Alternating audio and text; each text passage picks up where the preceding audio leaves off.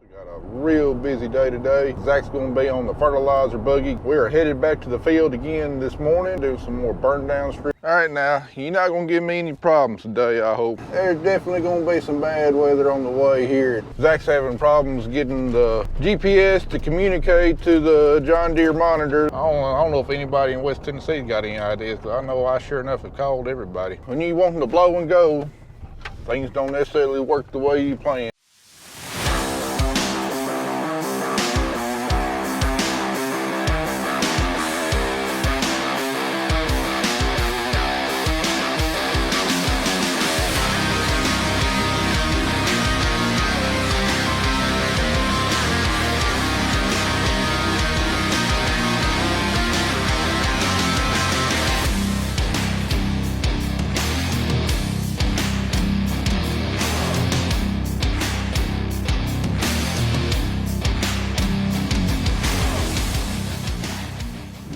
So the one thing that we did learn is that just because it worked yesterday doesn't necessarily mean it's going to work today.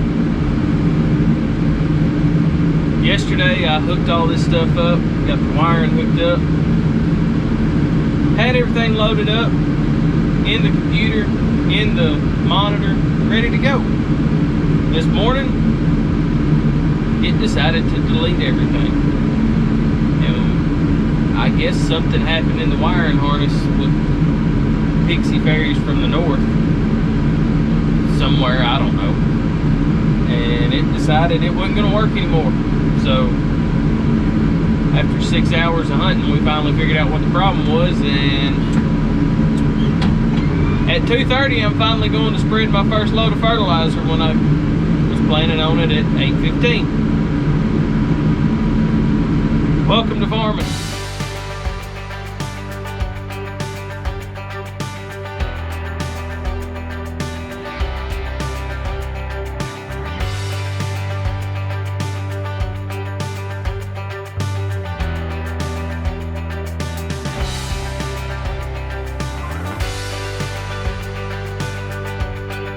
Alright, so finally we're out here rocking and rolling a little bit. I figured since, for now, since everything's running halfway decent, give you a look at what the prescription screen looks like on my end. Matt showed you what it looked like on the computer, him putting it in, logging it all in on Ag Studio. So I figured I'd show you what it looks like here on the GS3 monitor and everything that I have to go off of to make sure I'm putting the right stuff out in the right spots. So here's what I'm working with here. I've got the prescriptions and the fields loaded up in the GS3, and we've actually still got all of the guidance lines that we've used on all the fields saved in the Pro 700 on the tractor. All I got to do is go in and rearrange from 40-foot widths to 60-foot on the Pro 700, automatically set it up on 60 so I can figure out my coverage screen on my GS3. All I gotta do is just pull up all those guidance lines, go through field by field, and I don't have to worry about setting any new guidance lines or fooling with that. All I gotta do is just run down the list, because we rename them the same things every year. The only thing that I have to really just keep most of my attention on, I have to make sure that this target rate that's uploaded in the prescription, make sure that, you can see it right there, the target rate matches the target rate saved into the Raven monitor we have. Everything else is just plug and play. I've got two different settings that I run on when we have a heavier farm that the average is above 275, 300 on average. I'll go back, adjust my gates on the buggy, and then just go through the screen on the Raven and just change my settings. That way it knows that the gate's been opened up more and it can flow out. Like right now, I've got certain spots where I'm putting out about 550 on this field, 550 pounds an acre. So that tells the Raven, which tells the GS3 that I can roll on at 8, 9, 10 miles an hour. The gates open and the belt and the propellers can keep up enough to where I don't have to slow down to 5 or 6. Whereas before I got smart and realized I could do all this on the fly, I just had it on one setting, and Matt wondered why it was taking me so long to spread everything, and I didn't know to go change the gate. So some spots I would run 4.5, 5 miles an hour, whereas I should have been running 10. So once I got my brain fart over with, got everything set up, and now I can move on through and go from field to field a whole lot better than what I used to.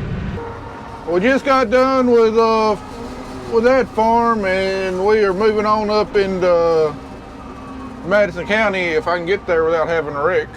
I absolutely despise moving this hooded sprayer on the road. It's physically about 23 feet wide, and it's a stack fold, so the wings come up level over the center, and it's sticking well up above the cab.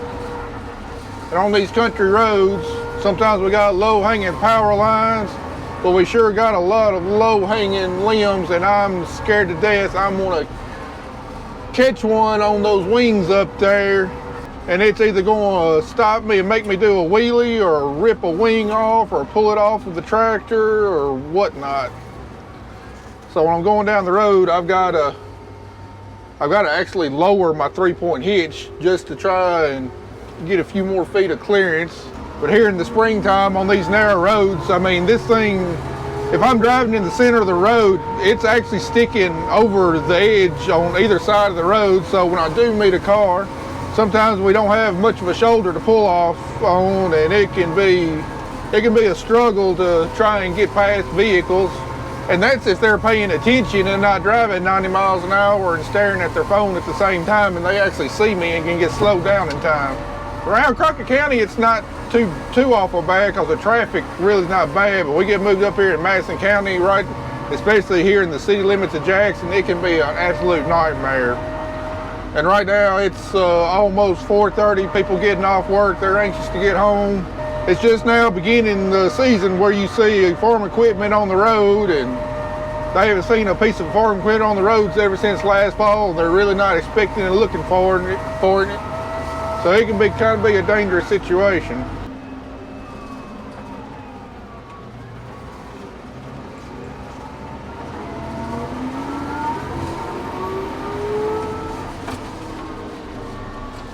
Oh, there's a close one there.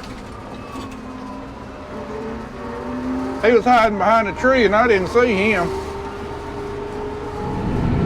One of my favorite reasons for running potash is it's got that bright pink color to it. One of the few things that I have on my wish list that I've got that I think would make just a few things a whole lot easier out here is to get me a little camera to stick right up on top of there and run the wire into the cab and tie it to the video feed, where in the springtime I still like to run into sunset, pushing dark, especially when we swap over to DAP or top dressing cotton. When it gets dark, you can't see anything in that buggy, and it's like run around, get out, check, run around, get out, check. I'm gonna find me a Voyager camera somewhere, and I'm gonna get that thing mounted up. That way, climbing out and guessing when I think it possibly could have run out, hopefully I can put an end to it. Well, I was just going around the edge of my field spraying, and I noticed a problem. You got a big old tree here, right where this terrace drains from, that I had built about 5 years ago. It's been a good deal of money to have this terrace built, and it drains right here into the thicket. I thought, well, maybe it's just falling down.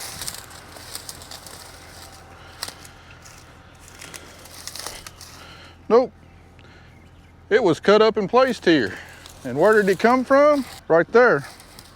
my neighbor's house. Apparently they decided they want to get rid of a tree in their yard. Instead of disposing of it properly, they just thought they'd just push it on over onto me. Now normally, if they'd asked me, I said, yeah, no problem, just push it over there in the thicket, just don't block the terrace. But instead, they decided to dump it in the worst possible place, and also did it without permission. Must have just happened recently after the last rain, because I can still see the tractor tracks right there from where they pushed it. I just went and knocked on the door to tell them to clean up their mess, but nobody's home, so I guess I'll have to come back later. Either that, or I might get a tractor, hook to that tree, and just drag it back over in their yard where it belongs. I don't know, hadn't decided yet. But for all you people out there that are watching that are not familiar with farms and everything, that kind of stuff is not okay. It's not okay to bring your stuff from the city, your yard, wherever, whether it be trees, brush, shingles with nails, yeah, had that happen before, and dump it on somebody's farmland without permission. It'd be no different than me bringing a load of my farm trash to your yard and dumping it right beside your driveway. No difference whatsoever. I can't stress enough, people, please respect other people's property. I mean, this isn't property I own, but the landowner is 89 years old and in a nursing home, and I'm gonna have to fight this battle for him. Hopefully, whenever I knock on the door and tell them there's a problem with the tree they dumped over there, they'll be nice enough and say, "Oh, I'm sorry, I apologize. I'll go move it right away, or I'll get rid of it right away." Whatever. Somehow that kind of attitude would actually surprise me, though, in this day and age. Ooh. I gotta calm down a minute, I'm upset. Just a blatant disrespect of you got a problem and you just gonna dump your problem off on somebody else. I would never, ever consider doing something like that. I'll keep you updated on this. Well, I've been keeping my eyes peeled over there for the last 30 minutes. I haven't seen anybody come up in the driveway yet. I'll try again tomorrow. If I can't get them tomorrow, reckon I'll just write a letter and stick it in the mailbox telling them to contact me. Oh, that's about the only thing I know to do. Also, haven't heard from Zach all day, but on a day like today, not hearing from him is a good thing. That means, I guess that means he's been running smoothly and hadn't had any problems, so I'm gonna check in with him. It's getting close to quitting time and see where he's at. How about you, Zach? Everything running all right? Yeah, I just got the temperature of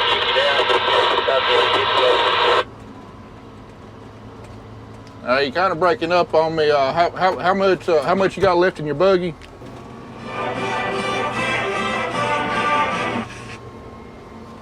Go ahead. I just emptied out the fender truck. Got about, I don't know, 3.5, 4 ton in the buggy. All right, how long you reckon it'll take you to run it out? I'm going over to Fisher, and Fisher's pretty heavy. Maybe I can run it out in the next 45 minutes. All right, yeah, sounds good. Yeah, it'd be best if we can run it out. Otherwise, with all the humidity's gonna be in there tomorrow, that stuff might crust over, and we might have to dig it out. Oh no, I'm gonna run it empty. All right.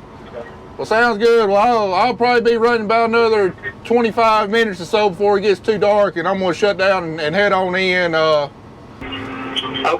All right, I'll see you. All right. Bye. Well, that's good. He's been running good all day. Right now, I'm trying to get these, where I'm gonna put my cotton plots, trying to get them laid off, a nice square patch that we'll be able to plant right back into. Just trying to decide how far down this field I want to come. This ought to be far enough. That'll probably give us about 400 or 500 foot long plot. Should be enough.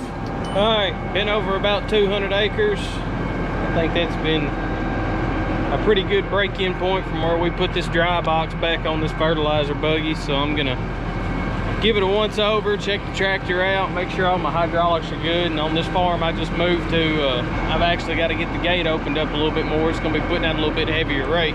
So I'm just gonna look it over real quick, make sure everything's good, and then we're gonna get back after, try to empty this thing out before the rain comes tonight, so we don't have any problems with big clumps of potash built up in here and having to dig them out. Hydraulics look good. Don't have anything rubbing on my hitch. Paint job still looks real good. Check up under this undercarriage, make sure I don't see anything. Hydraulic lines look fine. One big thing I wanted to check was these new bolts that we put in, make sure they're holding up. Actually, from the vibration, they've straightened up and not kind of cockeyed anymore. Painted the motors up. I don't see any chips in any paint. All the bearings still look good. Sensor back here looks all right. I'm gonna get this gate opened up real quick. Make sure everything's adjusted right.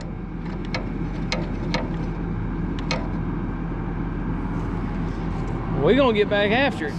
See what's in store for us tomorrow. Days 2 through 7, Thursday through Tuesday. Severe thunderstorms are likely across the Mid-South on Thursday with tornadoes, large hail, and damaging winds expected. Locally, heavy rain will also be possible. Spotter activation will likely be needed Thursday. Well, there you have it, folks. Looks like we're going to be in for a doozy tomorrow. Even though we're more kind of on the north end of where the most severe weather's going to be expected, they said spotter activation will likely be required. In case you didn't know, I am a certified weather spotter, so but hopefully, God willing, I won't have any reports to call in around here. Now, I'm a severe weather buff, but I don't ever want to see anybody's property destroyed. But it definitely looks like once I turn this tractor off today, it's going to be game over for a few days. Sounds like stuff is supposed to move in after midnight tonight and be here in the morning. I wish I could keep on running past dark, but unfortunately, you need to stop spraying herbicides right before dark because the plants pretty much shut down and don't take anything up. So I just be pissing my money away to keep on spraying. Man, I wish we hadn't lost that 5 or 6 hours earlier today. So far, we've gotten about 70 acres so far covered today. Definitely not what I was wanting to get done. I was hoping to get a good 120 plus or so done. You know, ever since I started running these burn down strips, I haven't had a full day running yet. It's been something every single day. And these cover crops are quickly growing and they're going to get away from me real soon if I can't get this ground covered. Already having headaches in March is not it's not a recipe to starting off a year successfully. But hopefully after this weather system moves through, hopefully the weather will straighten up a little bit and we'll be able to get some stuff accomplished. But on a positive note, I called about the last combine part this morning and it is supposed to be here. It's supposed to be here tomorrow, so with the forecast we got, looks like we're going to be back on the combine tomorrow. Hopefully we can get it completely fixed and out of the shop and be done with it. And then I don't know what we're going to turn our attention to after that in the shop.